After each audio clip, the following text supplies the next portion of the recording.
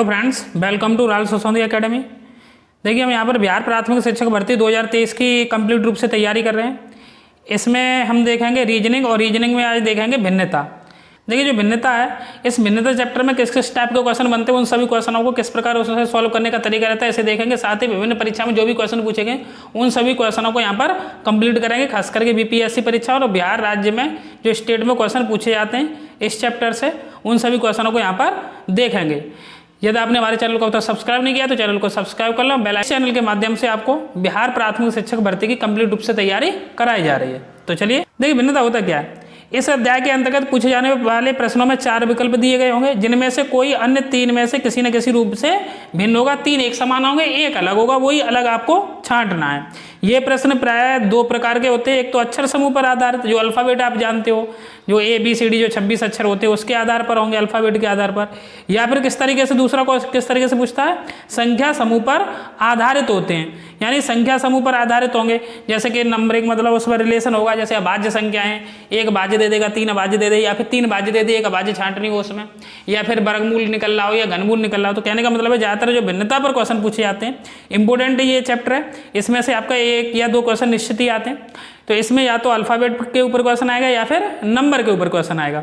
देखिए, अल्फाबेट अगर आपको याद ना हो तो अल्फाबेट याद करने की हम आपको एक ट्रिक बता देते हैं, उससे आपको अल्फाबेट जल्दी से याद हो जाएंगे। अगर आपको अल्फाबेट याद होंगे तो आप भिन्नता वाला चैप्टर, जो पिछला हमने कराया था आपको सादृश्यता वाला चैप्टर और एक समानता वाला चैप्टर, तीनों चैप्टरों को जो अल्फाबेट से संबंधित होते हैं, और खास करके रीजनिंग में अल्फाबेट की नंबरिंग की बहुत ही ज़्यादा जरूरत पड़ती है।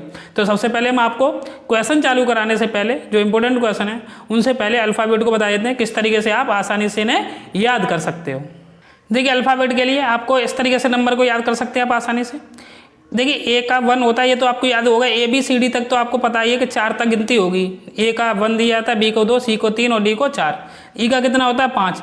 ये इजोटी से जो बन जाता है वो हम आपको अलग बताएंगे। देखिए, E का 5। F का देखिए आपको 6 किस तरीके से याद है कर सकते हो आप। जैसे F बना हुआ तो F का देखिए मुँह इस तरीके से बंद कर दीजिए। जैसे देखिए ये F है, तो F से आपको याद रहेगा। देखिए, अगर इस तरीके से बना दे तो कितना बनना है, 6।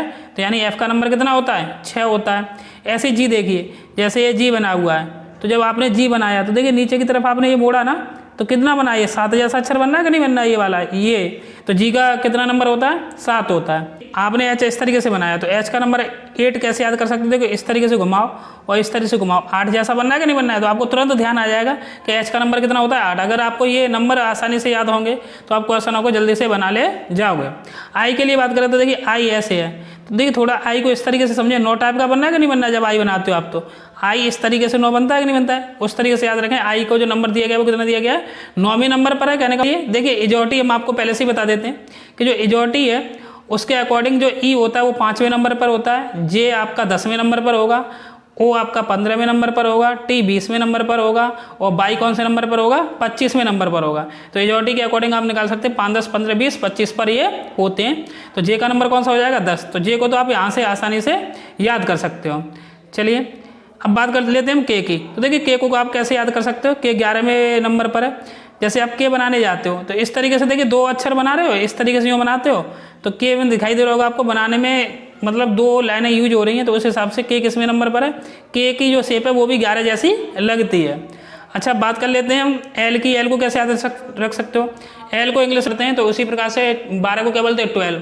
तो L12 इस तरीके से आप याद रख सकते हो कि L 12वें नंबर पर आता है। अच्छा, बात कर लेते हैं हम M की। तो देखिए, M की जो शेप होती है वो, जैसे M आपने बनाया तो 3 जैसा अक्षर दिखाई दे रहा है आपको बना हुआ। तो देखिए 3 पे तो होगा नहीं, क्योंकि 3 पे C है। तो उस हिसाब से आपको याद हो जाएगा कि 3 पे कौन सा फिर आएगा, M का नंबर कौन सा होता है, 13वां। 3 जैसी शेप से M से आप याद रख सकते हो 13वां। अच्छा, N के लिए देखें। N देखिए, ये 4 जैसा दिखाई दे रहा है आपको, जैसे रोमन में बनाते हैं ना। तो जैसे आप N बनाने जाओगे तो कैसा बनना है, ये 4th जैसा बनना है। इस तरीके से देखिए 4th बनना है। तो 4th तो है नहीं है, ये 14वें नंबर पर है। 4th पे तो D होता है। तो जैसे ही आपको N की आकृति दिखाई देगी वैसे ही आपको याद आ जाएगा ये 14वें नंबर पर है। इजोटी से O किसवें नंबर पर हो गया, 15 पर हो गया। अच्छा, ऐसे देखते हैं P के बारे में। P देखिए किसवें नंबर पर है, 16वें नंबर पर। इसे किस तरीके से याद रख सकते हैं, जैसे हमने P बनाया तो जैसे अभी बताया था ना, तो P उल्टा 6 जैसा लग रहा है कि नहीं लग रहा है। P इस तरीके से देखिए, इस तरीके से P बना है। तो वैसे ही P की आकृति किससे मैच कर रही है, 6 से। तो 6 पे तो होगा नहीं, क्योंकि 6 पर आपका कौन हो गया, F हो गया। तो P का मतलब किस पर हो जाएगा, 16वें पर। अच्छा, देखते हैं Q के बारे में। क्यू की शेप को भी आप कैसे आसानी से याद रख सकते हो, यानी किस नंबर पर है ये।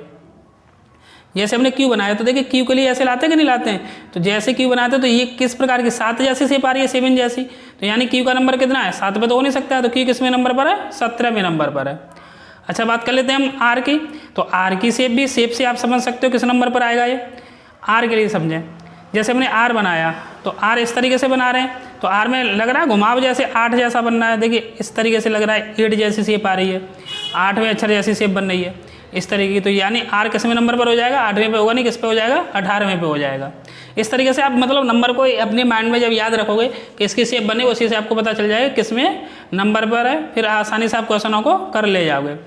अब एस को देख लेते हैं हम, देखिए एस हमने बनाया तो एस इस तरीके से 9 बनता है कि नहीं बनता है, 9 टाइप का बनना है इस तरीके से, यूँ करके देखिए यूँ घुमा दीजिए थोड़ा सा, 9 टाइप का बनना है, तो एस हमें याद आ गया किसमें नंबर पर होगा 19वें पे होगा, 9 पे तो हो ही नहीं सकता।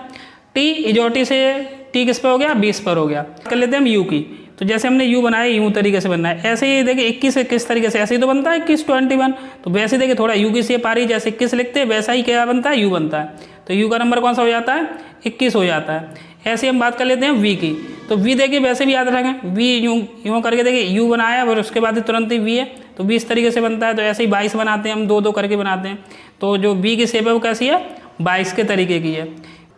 देखिए डब्ल्यू के बारे में देख लेते हैं, डब्ल्यू इस तरीके से बनाते हैं, तो 3 जैसा आपको फिर दिखाई दे रहा है, 3 जैसा बना रहा है जैसे एम में बनाया था, तो वहाँ 3 हो गया 13 हो गया, डब्ल्यू किस पर होगा इस तरीके से याद आ जाएगा कि 23वें नंबर पर होगा। एक्स को आप याद रख लें 24 और 25 इजोटी के अकॉर्डिंग, और जेड किस पे होता है 26, यानी कुछ इस तरीके से आप अपने दिमाग में शेप की आकृति के अकॉर्डिंग नंबरों को याद कर सकते हैं। इससे पहला क्वेश्चन है, नीचे दिए गए विकल्पों में से विषम अक्षर समूह चुनना है, जो चारों में विषम है वो आपको छांटना है।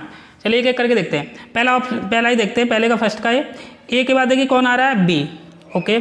अच्छा उसके बाद में देखिए एन के बाद कितना आ रहा है पी, इसमें अंतर देखें आप, एन किस नंबर पे है, हमने आपको बताया था एन 14वें नंबर पर होता है, पी किस पे होता है 16वें नंबर पर होता है, तो ए के तुरंत बाद बी आ रहा है, जबकि इसमें एक गैप दे दिया गया है, ध्यान रखना 14 के बाद 16 आ रहा है, जबकि एन के बाद कितना आना चाहिए था ओ आता तो सिक्वेंस में होता, देखिए और ऑप्शन से आपको पता चल जाएगा। सी के बाद देखिए कौन आ रहा है डी आ रहा है, तो जब सी के बाद डी आ रहा है तो ये सही है, और पी के बाद कौन आ रहा है क्यू आ रहा है, बिल्कुल ये भी सही है, यानी ये सिक्वेंस में सी के बाद डी और तुरंत पी के बाद कौन आ रहा है क्यू आ रहा है। अच्छा और ऑप्शन में देखते हैं, सी ऑप्शन में देखते हैं, सी ऑप्शन में क्या हो रहा है, एफ के बाद देखिए कौन आ रहा है जी, बिल्कुल 6 के बाद 7, और एस के बाद कौन आ रहा है टी, 19 के बाद 20, ये भी सही है। आई के बाद कौन आ रहा है जे, और बी के बाद कौन आ रहा है डब्लू, यानी ये सिक्वेंस में आ रहे हैं, लेकिन जो पहला ऑप्शन है उसमें देखिए ए के बाद बी तो सही है, लेकिन एन के बाद पी आ गया, यानी एक इसमें +1 हुआ है, यानी एन के बाद ओ आना चाहिए, तो इसलिए इसका ए ऑप्शन सही हो जाएगा, ये आपका विषम है और बाकी तीनों ये सेम है। चलिए देखते हैं फिर क्वेश्चन नंबर 2, दूसरा क्वेश्चन है। दूसरे क्वेश्चन में आप देखिए इनके, देखिए आप अगर नंबर लिख लोगे तो आपको आसानी क्वेश्चन को करने में रहेगी। जैसे कि बी वाले का नंबर कितना देखिए 2 होता है, एफ वाले का कितना देखिए यहाँ से लिख दे रहे हैं 2 है, एफ वाले का देखिए कितना नंबर होगा, एफ वाले का नंबर होगा आपका 6, और जे का कितना होता है 10, और क्यू का कितना होता है 17। तो इसमें आपको कुछ लॉजिक दिखाई दे रहा होगा किस प्रकार से आपका ये चल रहा है।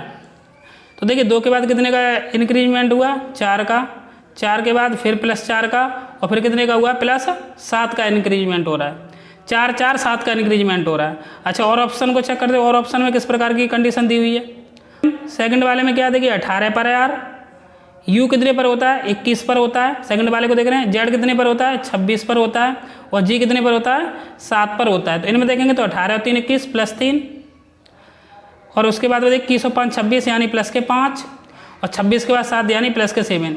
इसमें चल रहा है 3 5 7, ठीक है।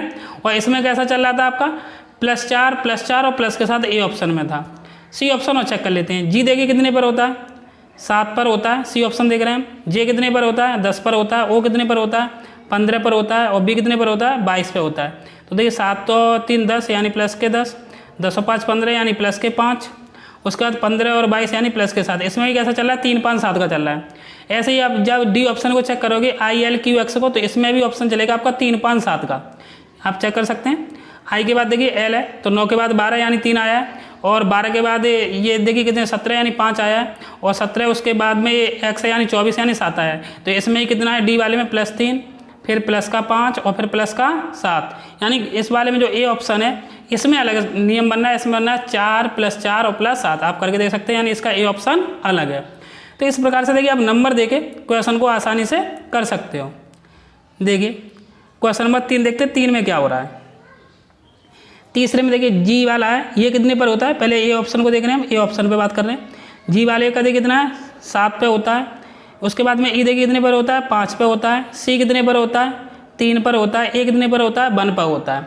तो इसमें देखिए सीक्वेंस क्या दिखाइए, 7 में से 5 जाएंगे यानी -2 हो रहा है, 5 में से 3 जाएंगे फिर -2 हो रहा है, 3 में से 1 जाएंगे फिर दोबारा से कितना हो रहा है -2 हो रहा है, यानी इसमें -2 चल रहा है, ठीक है ना।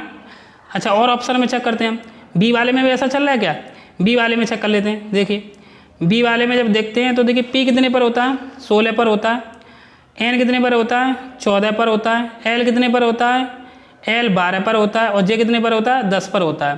तो इसमें देखते हैं 16 में से 14 -2, 14 में से 12 -2 और 12 में से 10 -2, यानी इसमें भी -2 चल रहा है। सी वाला चेक करते हैं, सी वाले में देखते हैं सी वाले में किस प्रकार की कंडीशन बन रही है, अभी देखना पड़ता है इसमें।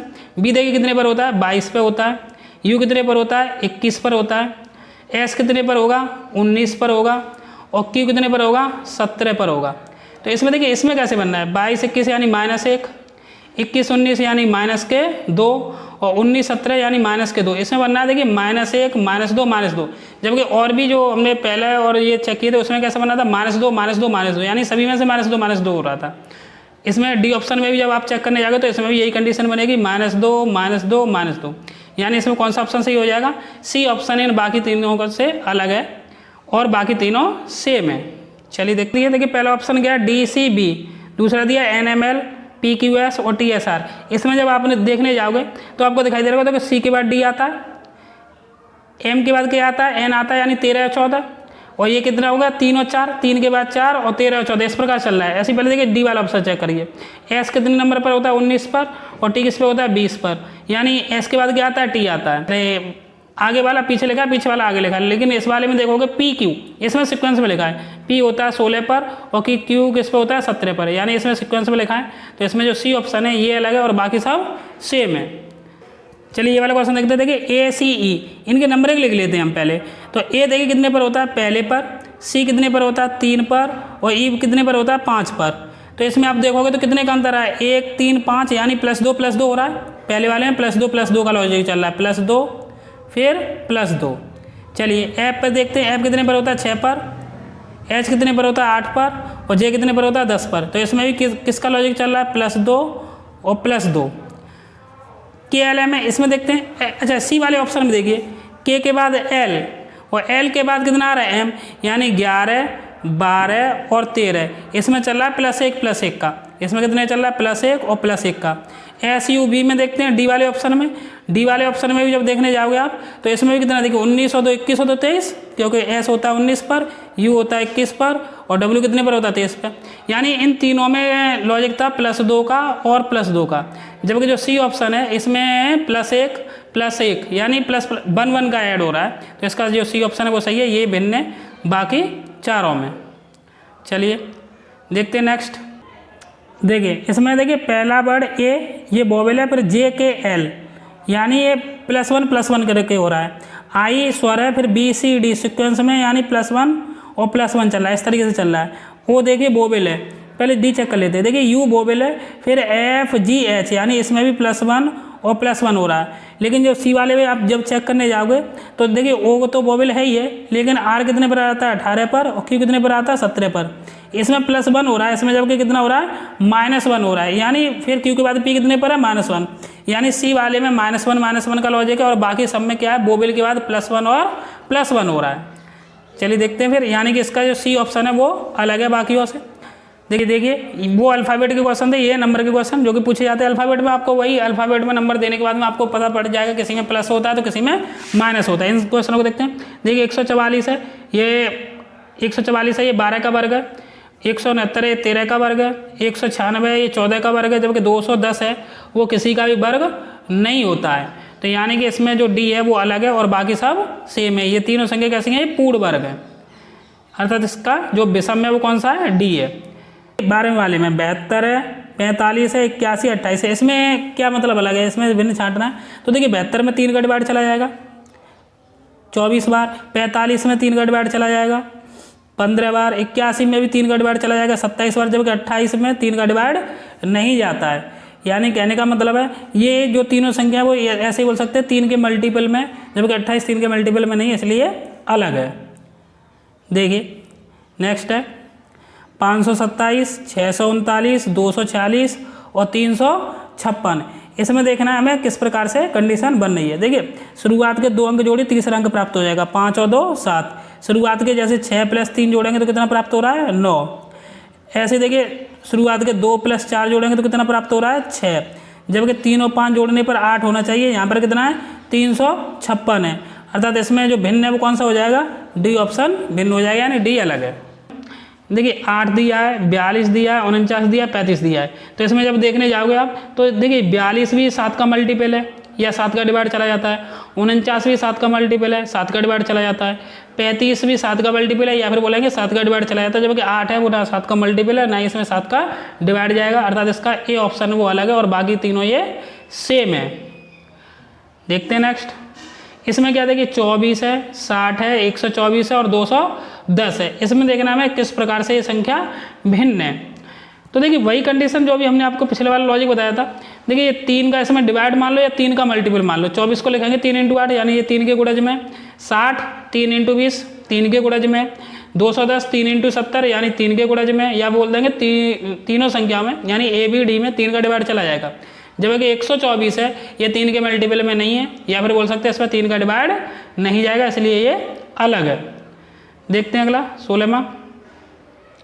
16 में देखते हैं 16 में किस प्रकार से ये संख्या भिन्न दिखाई दे रही है। देखिए 21 है, ये 69 है, 81 है, ये 83 है। तो जब 16वें क्वेश्चन को आप देखोगे तो इसमें देखिए जो 21 है ये भी भाज्य संख्या। भाज्य संख्या क्या होती हैं, पहले अभाज्य समझें। अभाज्य संख्या भी होती है जिनमें स्वयं और एक के अलावा किसी अन्य से भाग न जाए तो वो अभाज्य होती हैं। तो देखिए 21 में तो भाग जा रहा है 3 का या 7 का, तो 21 कैसी संख्या है, भाज्य। 69 भी कैसी संख्या है, भाज्य। 81 भी कैसी संख्या है, भाज्य। जबकि जो 83 है इसमें देखिए या तो 1 का भाग जाएगा या 83 का स्वयं का भाग जाएगा, यानी ये कैसी संख्या है, अभाज्य है। तो अभाज्य वाली कंडीशन के अकॉर्डिंग ये डी वाले ही अलग है और ये तीनों संख्या 16 में कैसी हैं, ये भाज्य है। चलिए 17 में देखते हैं इस वाले क्वेश्चन में किस प्रकार से संख्या भिन्न दिखाई दे रही हैं। देखिए 25, इसमें भी 5 का डिवाइड चला जाएगा, यानी ये भी भाज्य संख्या है।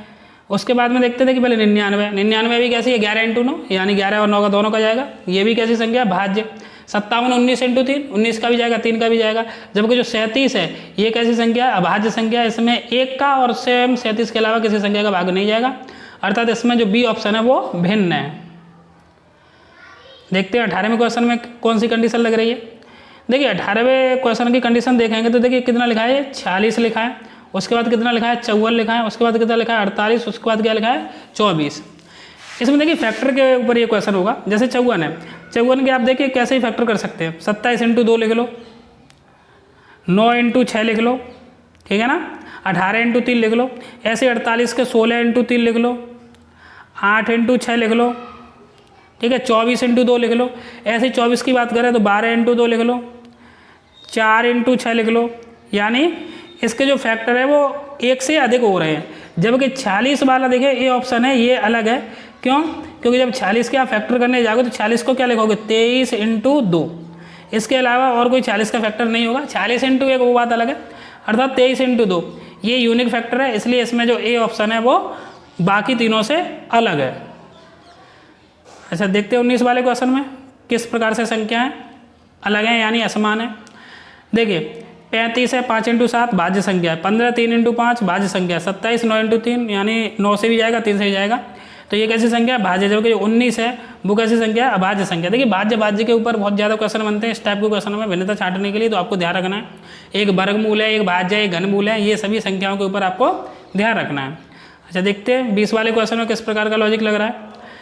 देखिए वही अब जो 3 से डिवाइड वाला, देखिए 90 में भी 3 से भाग चला जाएगा, 45 में भी 3 से भाग चला जाएगा, 120 में भी 3 से भाग चला जाएगा। जब कोई डी ऑप्शन है इसमें 3 से डिवाइड नहीं होगी या फिर 3 की गुणज नहीं है, अर्थात ये डी ऑप्शन अलग है और बाकी सब सेम है। तो देखिए आज हमने जो कौन से क्वेश्चन देखे, आपके भिन्नता के क्वेश्चन देखे और उसके कॉन्सेप्ट देखे। अगर आपने हमारे चैनल को अब तक सब्सक्राइब नहीं किया तो चैनल को सब्सक्राइब कर लें, बेल आइकन को प्रेस कर लें, जिससे कि आपको आने वाले वीडियो का बिहार शिक्षक भर्ती का नोटिफिकेशन प्राप्त हो सके। धन्यवाद।